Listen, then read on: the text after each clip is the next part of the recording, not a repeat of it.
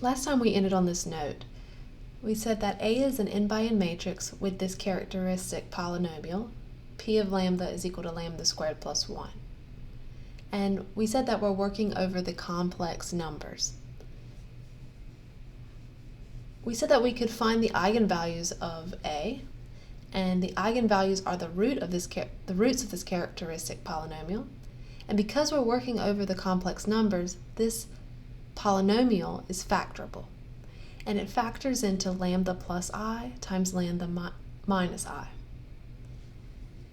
The interesting thing about this is, if we ever have a complex number as an eigenvalue, then we're going to get a second one. And the second one we're going to get is the complex conjugate of the first one we found. So, what is the complex conjugate? If we have a complex number and we put this bar above it, that means we're finding the complex conjugate. And that's just equal to A minus BI. And if you had A minus BI and you wanted to find the complex conjugate, then it's A plus BI. So all you're doing is you're just switching the sign of the imaginary part. Now if you take the complex conjugate of a real number, you just get the same number over. It's only when you have an imaginary part that you get something different. So if you have 3 minus 4i, you're going to get 3 plus 4i.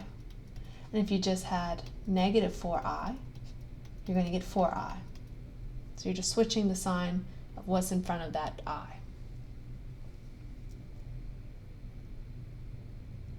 So in general, any complex roots occur in conjugate pairs. So let's say we have the eigenvalues 5 plus 3i and 5 minus 3i. Let's say these are the only two. In fact, let's throw in another one. Let's say 9. The characteristic polynomial is going to look something like this. Lambda minus 5 plus 3i,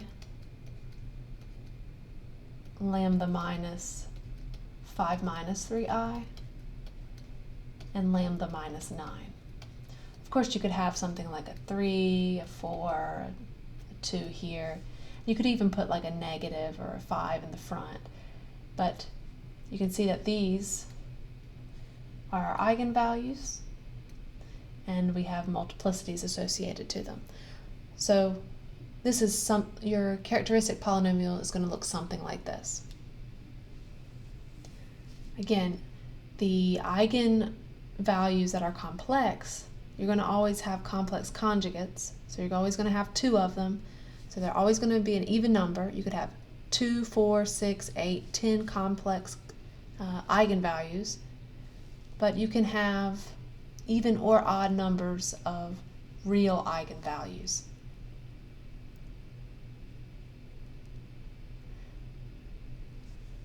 Let's go into this a little bit more. Let's put some more detail into it. So say A is a real matrix. So this matrix A is only going to have real entries. Nothing complex is in this matrix. And let lambda be a complex eigenvalue. So we're assuming that this matrix A has a complex eigenvalue. And let x be an eigenvector that's associated to this eigenvalue. We're going to show that there is a second complex eigenvalue, so they do come in pairs. And we're going to talk about what kind of eigenvector goes with this new eigenvalue we get.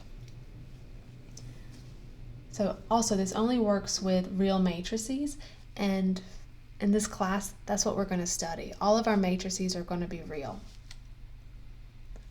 Okay, so since lambda is an eigenvalue,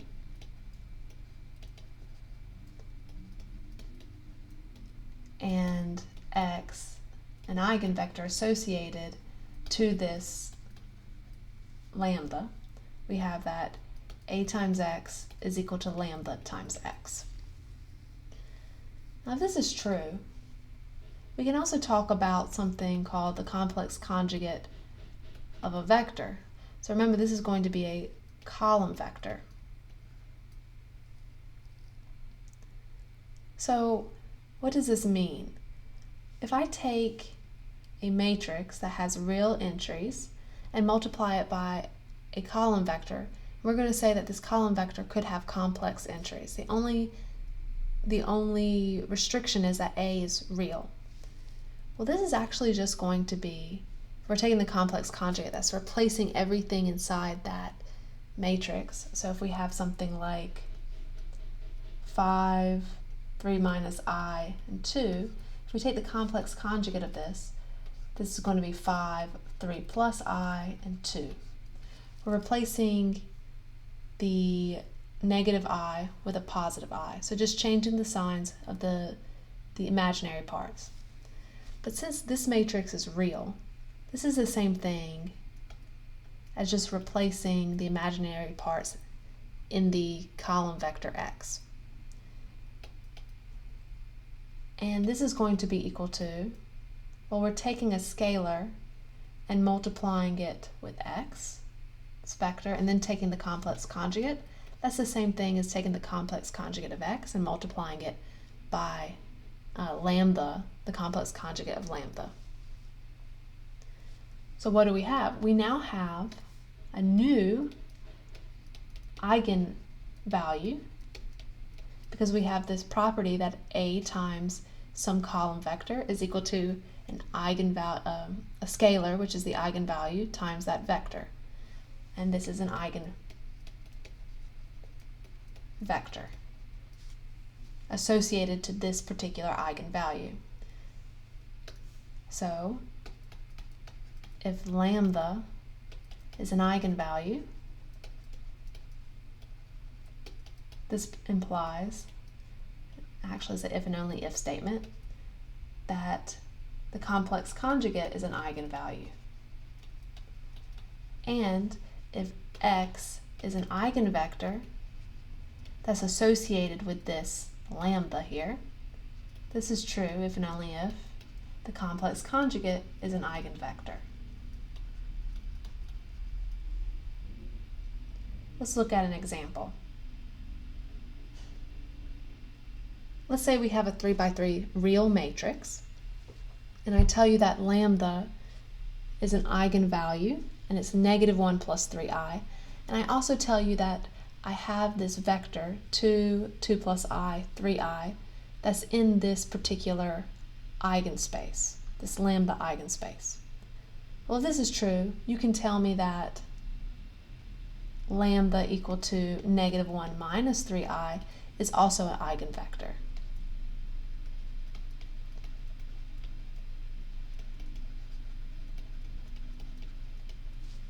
And you can tell me that the complex conjugate of u, which is 2, 2 minus I, and -3i, this belongs to this eigenspace, this complex conjugate of lambda.